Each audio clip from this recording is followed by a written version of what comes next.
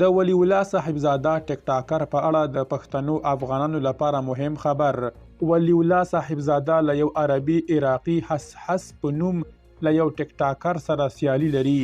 ولی الله صاحبزاده څوک دی او د لرو برو افغانانو پښتنو ترڅنګ نور کوم توکمونه ملاتړ کوي؟ درنو لیدونکو ستړي مشئ. ولی الله صاحبزاده چې د ټیک ټاک مشهور ځوان شخصیت دی د ننګرهار ولایت اوسیدونکی دی. په سختو قاچاقي لارو اروپا فرانسې ته رسېدلی. په ډیره لږه موده کې یې د ډیرو ځوانانو ترمنځ او په نړۍ کې شهرت موندلی. هغه د خپلو ځانګړو خبرو اترو، ګپ شپ، ټوکو ټکالو او په ویډیوګانو کې د خپل ځانګړي انداز له لارې د ټیک ټاک په نړۍ کې ځان ته یوه ځانګړې پیژندګلوي جوړه کړې ده. ولی الله صاحبزاده په خپلو ویډیوګانو کې د ژوند مهمو موضوعګانو لکه د سولې او د ټولنې پرمختګ ته اشاره کوي. هغه د ټیک ټاک له لارې د خپلې ټولنې د ژوند شرایط ښه کولو لپاره هڅې کوي او خپله استوزه ټولیزو وګړو ته په ځانګړي مهارت رسوي. ولی الله د لرو برو افغانانو پښتنو ترڅنګ پنجابیان، هندیان، عربیان، ایرانیان او د نورې نړۍ وګړي هم خوښوي او هم یې مینوال دي. په دې راپور کې د هغه د وروستي ټیک ټاک گیم سیالي ته هم اشاره شوې چې له یو عربي عراقي حس سره په پی کې ترسره کیږي.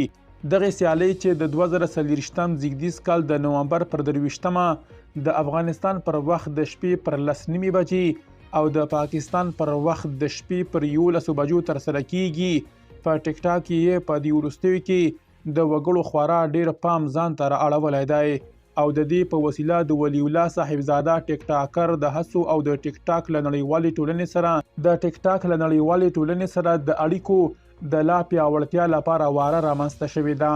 په دې سیالۍ کې ولی الله صاحبزاده له عربي عراقي حس سره په ګډه برخه اخلي او په ځانګړي ډول هغه ټیک ټاکران چې د خپلو ویډیوګانو له لارې ځان ته شهرت موندلی دی په دې سیالۍ کې ګډون کوي.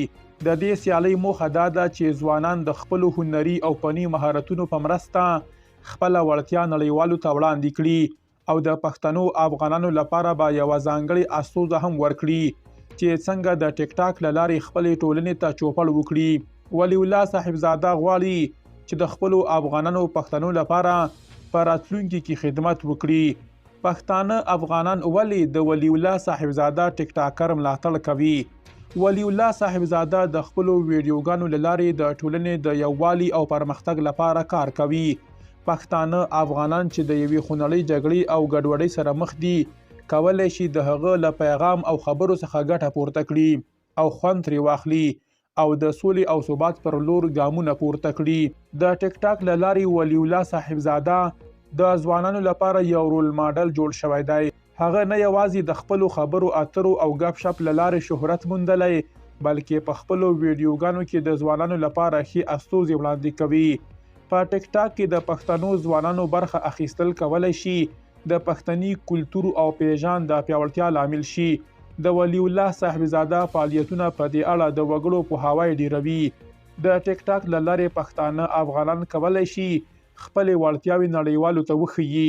ولی الله صاحبزاده د دې پلیټ فارم د کارولو لپاره غوره بیلګه ده چې د دې له لارې خپل پیغام او هنر په نړیواله کچه وړاندې کوي.